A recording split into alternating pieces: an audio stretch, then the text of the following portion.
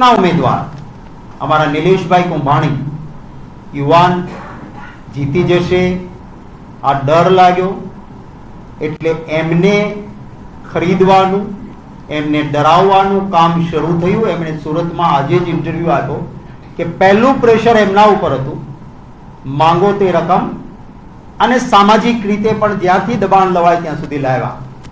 મને પોતે એમણે આજના ઇન્ટરવ્યુમાં પણ નિલેશભાઈએ કહ્યું છે કે મેં અમારા પ્રદેશના નેતાને પણ કહ્યું કે સાહેબ મારા ઉપર આ દબાણ છે, અને મને કહ્યું હતું, અને મને કહ્યું કે જે કંઈક લાલચ કે લોભ કે દબાણને હું વશ નહીં થાવ, હું લડીશ. જ્યારે એમ લાગ્યું કે ઉમેદવાર લડશે એટલે પછી એમના ટેકેદારો શામ દામ દંડ ભેદ એનાથી નીચે ઉતરીને, કે જેને લોકશાહીમાં ગ્રાહ્ય ન રાખી શકાય એ પ્રકારના હથકંડાઓ શરૂ કર્યા. તો આ તરફ અમરેલીથી પણ વિગતો આવી રહી છે, જેની ઠુમરના ઉમેદવારી પત્રનો મામલો સામે આવ્યો છે, જેની ઠુમરનું ફોર્મ માન્ય રાખવામાં આવ્યું છે. ભાજપ અને કોંગ્રેસના ઉમેદવારોના પ્રતિનિધિઓની દલીલો પૂર્ણ થઈ. ચૂંટણી અધિકારીએ બંને પક્ષોની દલીલ સાંભળી. જેની ઠુમરના સમર્થકોએ સત્યમેવ જયતેના નારા લગાવ્યા અને કોંગ્રેસમાં ખુશી સાથે ઉત્સાહનો માહોલ પણ જોવા મળ્યો.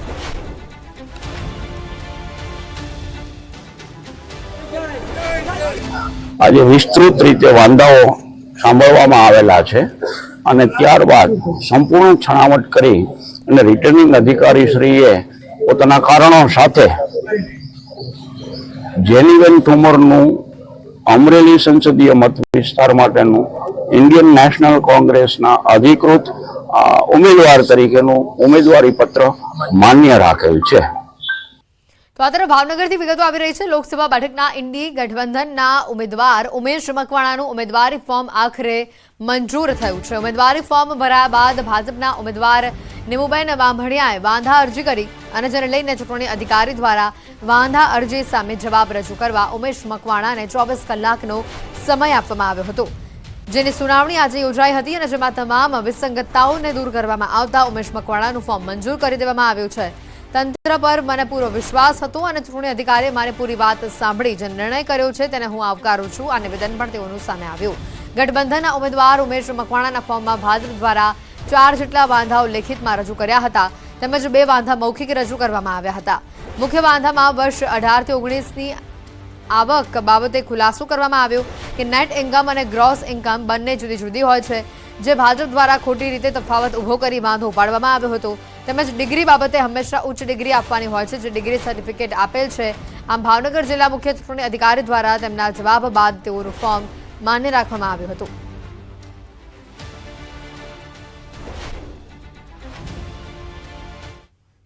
આજે માન્ય ચૂંટણી અધિકારી માન્ય કલેક્ટર ઓબ્ઝર્વર સાહેબે આજે મારું જે ફોર્મ રદ કરવાના જે વાંધા આપવામાં આવ્યા હતા ભારતીય જનતા પાર્ટીના ઉમેદવાર નિમુબેન બાંભણિયા દ્વારા, તે વાંધા માન્ય રાખવામાં આવ્યા નથી અને આજે મારું જે ફોર્મ જે છે એ સ્વીકારવામાં આવ્યું છે વિધિવત. એ બદલ હું વહીવટી જિલ્લા તંત્રનો આભાર માનું છું. સવાલ હતો કે જે વાંધાઓ લીધેલા એ ફોર્મ સાથે જે સોગંદનામું આપેલું એ સોગંદનામાની વિગતોને મિસઇન્ટરપ્રિટ કરી અને વાંધા લીધેલા, જ્યારે કે કાયદા મુજબ ફોર્મમાં જ વાંધા હોય તો જ એનો રદ થઈ શકે. અને નામદાર કલેક્ટર સાહેબે, મહેરબાન કલેક્ટર સાહેબે મુખ્ય ચૂંટણી અધિકારી શ્રીએ જે ગાઈડલાઈન આપી છે તે ગાઈડલાઈન મુજબ અત્યારે મૌખિક રીતે ફોર્મ મંજૂર કરી આપ્યું છે. નિલેશ કુંભાણીના ફોર્મ રદ થવા પર કોંગ્રેસની લીગલ ટીમ હાઈકોર્ટના શરણે હવે જશે. કોંગ્રેસ લીગલ ટીમમાં એડવોકેટ BM માંગુકિયા અમદાવાદ આવા રવાના થયા છે. ગુજરાત હાઈકોર્ટમાં ઇલેક્શન પિટિશન કરશે તેઓ દાખલ. ઇલેક્શન પિટિશન કરવા ડ્રાફ્ટ તૈયાર કરવામાં આવ્યો છે. હાઈકોર્ટ સમક્ષ તાત્કાલિક સુનાવણીની માંગ પણ કરવામાં આવશે.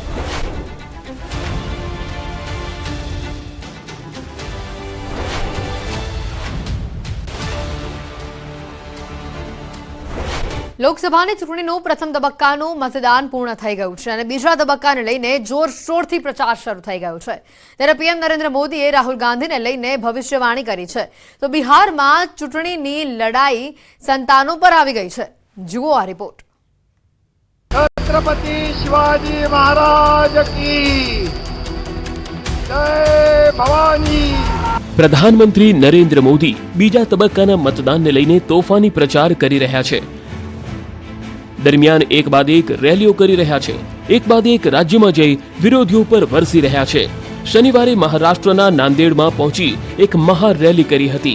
મંચ પરથી મોટી ભવિષ્યવાણી કરતી વખતે પીએમ મોદીએ કોંગ્રેસ નેતા રાહુલ ગાંધીની વાયનાડ છોડવા સુધીની વાત કરી નાખી.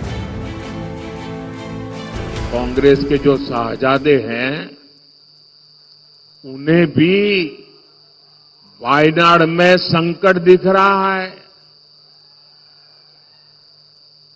शाहजादे और उनकी टोली 26 अप्रैल को वायनाड में वोटिंग का इंतजार कर रही है. जैसे ही 26 को वायनाड में वोटिंग पूरा हो जाएगा, ये शाहजादे के लिए एक और सुरक्षित सीट घोषित कर देंगे और कहीं और से फिर से लड़ाना पड़ेगा उनको. એટલું જ નહીં, પ્રધાનમંત્રી નરેન્દ્ર મોદીએ ચૂંટણી બાદ વિપક્ષી ગઠબંધનના નેતાઓ અંદરોઅંદર ઝઘડો કરશે તેવી પણ વાત કરી. એકબીજાના કપડા ફાડશે, વાળ પણ ખેંચશે તેવો પણ દાવો કરી નાખ્યો. 4 जून के बाद इंडी गठबंधन आज जो 25% सीटों पर बिखरा है, लड़ाई अंदर अंदर लड़ रहा है, 4 जून के बाद वो 100% एक दूसरे के कपड़े फाड़ने वाले हैं, एक दूसरे के बाल नोचने वाले हैं. જેમ ચૂંટણી નજીક આવી રહી છે, ચૂંટણીની રફતાર તેજ થઈ રહી છે. મતદાનના તબક્કાઓ ધીમે ધીમે વધી રહ્યા છે, રાજકીય તોફાન પણ વધી રહ્યું છે. વિરોધીઓ પર પ્રહાર કરી પીએમ મોદી સતત એક બાદ એક કટાક્ષ કરી રહ્યા છે. રાહુલ ગાંધીની વાયનાડ બેઠકને લઈને પીએમ મોદીએ આપેલા નિવેદનથી રાજનીતિ ગરમાઈ ગઈ છે. આ બાજુ બિહારમાં પણ બીજા તબક્કાના મતદાનને લઈને રાજનીતિ તેજ થઈ ગઈ. બિહારની 5 બેઠક પર 26 એપ્રિલે મતદાન થવાનું છે, ત્યારે નીતિશ કુમારે લાલુ યાદવના પરિવાર પર રાજકીય વાર કર્યો છે. દરમિયાન બિહારના મુખ્યમંત્રી નીતિશ કુમારે બિહારના કટિહારની એક રેલીમાં નીતિશ કુમારે લાલુ યાદવ પર પર્સનલ એટેક કર્યો. લાલુ પ્રસાદ યાદવના બાળકો અંગે વાત કરી. अब पैदा तो बहुत कर दिया, इतना ज्यादा पैदा करना चाहिए किसी को, बाल बच्चा, लेकिन उतना किया. મુખ્યમંત્રી નીતિશ કુમારનો આ કટાક્ષ આરજેડી પ્રમુખ લાલુ પ્રસાદ અને તેના પરિવાર પર હતો. કટિહારમાં જેડીયુ ઉમેદવાર ગુલાલચંદ્ર ગોસ્વામી માટે વોટ માંગવા પહોંચેલા સીએમ નીતિશ કુમારે ચૂંટણી રેલીના મંચ પરથી લાલુ પરિવાર પર જોરદાર કટાક્ષ કર્યો. સાંભળો. पैदा करना चाहिए किसी को, गए तब बीवी को बना दिया, अब आजकल बाल बच्चा को. अब पैदा तो बहुत कर दिया, इतना ज्यादा पैदा करना चाहिए किसी को, बाल बच्चा, लेकिन उतना किया. તમને જણાવી દઈએ કે લાલુ પ્રસાદ યાદવના 9 સંતાનો છે, જેમાં 7 દીકરી અને 2 પુત્ર છે, જેમાંથી 4 રાજકારણમાં છે, જેમાંથી મીસા